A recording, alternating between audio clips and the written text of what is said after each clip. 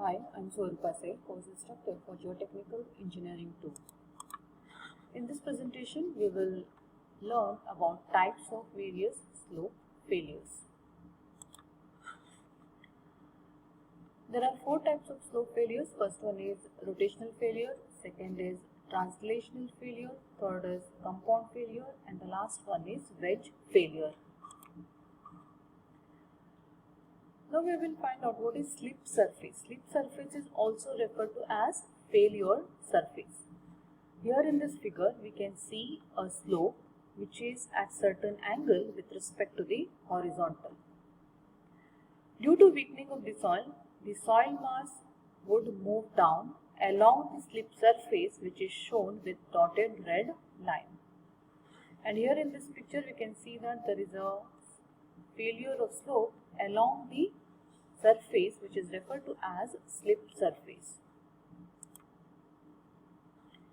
And this slip surface will be at certain radius. So O represents the center and OA and OB represent the radius of the slip surface which is shown over here with the dotted line. Beta is the angle of the slope. And point A is referred to as toe of the slope. First type of failure is rotational failure. In case of rotational failure, failure occurs by rotation along the slip surface and the shape thus obtained in slip surface is curved. And this failed surface moves outwards and downwards. So here in this figure we can see that there is the downward movement of the soil mass from top till bottom. For homogeneous soil, the shape of the slip surface is circular, whereas for non-homogeneous soil, the shape is non-circular, as shown in this figure. Rotational failure may occur in three different ways. That is, it may be a face failure, toe failure, or base failure. The failure of finite slopes usually takes place due to rotation, and failure surface is either circular or spiral. And this type of failure is mostly seen in case of finite slopes. So this is the point to be noted. Failure may be slope failure or base failure. And this slope failure is again divided into two types. First one is face failure and second is toe failure. Now we will find out what we mean by face failure. In this figure we can see the height of the slope is h and the slope is at an angle of beta. Failure surface passes through the face of the slope in case of face failure. So here this inclined surface represents the face of the slope, and if the failure surface passes through the face of the slope, it can be anywhere along this face, then it is said to be a face failure. And this type of failure occurs when the soil above the toe is of weak stratum. If the soil is weak compared to the base soil, then the face failure occurs. And it also occurs when the slope angle beta is large. In this case, the failure plane intersects the slope above the toe. Next is toe failure.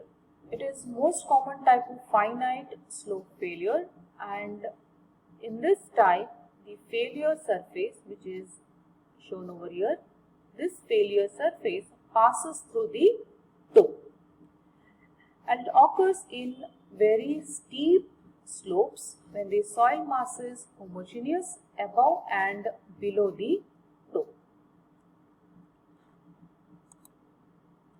Next is base failure. So in this figure we can see the base failure, and the failure surface passes below the toe.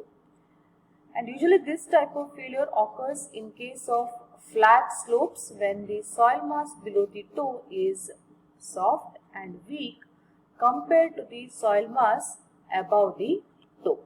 So if this soil mass is weak compared to the topsoil, then we can see the base failure.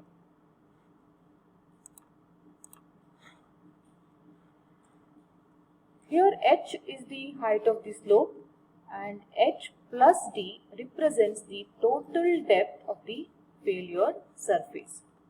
And depth factor df is given by h plus d divided by h. If depth factor becomes equal to 1, then toe failure occurs. And if depth factor is greater than 1, base failure is seen. And if the slope angle, that is beta, is greater than 53 degrees, critical slip circle passes through the toe, and that is referred to as toe failure. It will be for any angle of internal friction, that is phi.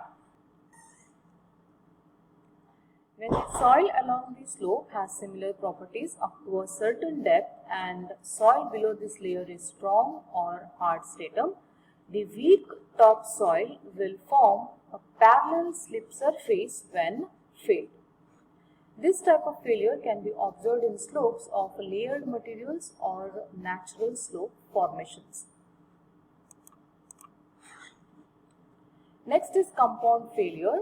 It's a combination of translational slide and rotational slide. In this case, the slip surface is curved at two ends. So here in this figure we can see that there are two ends which are curved, and flat surface will be at the central portion. And this will be also in case of translational failure.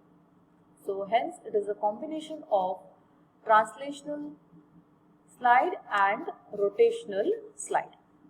The slip surface becomes flat whenever there is hard soil layer at a considerable depth from the toe. Next is wedge failure. It is also referred to as block failure or plane failure, which generates a failure plane which is inclined. This type of failure occurs when there are fissures, joints or weak soil layers in slope, or when a slope is made of two different materials. So here in this figure we can see that there is a formation of wedge over here due to the failure which is wedge failure. It is more similar to translational failure, but the difference is that translational failure only occurs in case of infinite slopes, but wedge failure can occur in both infinite and finite slopes. So to summarize, there will be two types of slides. One may be translational, second may be rotational. Translational failure occurs both in case of infinite and finite slopes.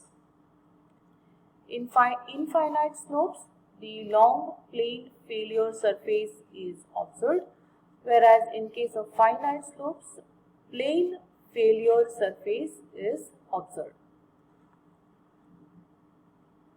And in case of finite slopes with rotational failure, there will be three types of failures which are seen.